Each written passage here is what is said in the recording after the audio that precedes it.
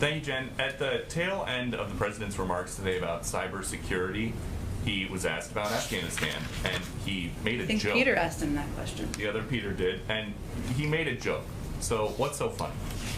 Well, I think the question he was asked, if I remember correctly, was about when he will provide information about a decision on August 31st. I don't want to paraphrase the question if that was an inaccurate description of the question. To a lot of people watching. Of course it's a very important question. And I think what he conveyed is that he has not, well, what I can convey from here, I should say, is that as he stated yesterday, and as the Secretary of State just stated, we're on track to complete our mission by August 31st.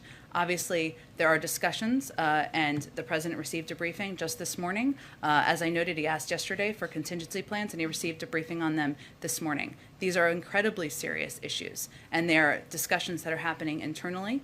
And I'd note that in addition to the contingency plans that he requested, he also, I will reiterate, as we stated yesterday, that this is all contingent on us achieving our objectives and the continued coordination with the Taliban. And the President has spoken, I would say, to this issue. Peter, as you know, you've attended a number of these multiple times over the last several days. And he has also highlighted the fact that we are closely watching, closely following the threats from ISIS-K, which he also received a briefing on this morning. And his remarks last night, he gave a lot of time to the domestic agenda. Does he think that the Build Back Better plan is as urgent and as time sensitive as this evacuation of Americans and Afghan friendlies from Kabul?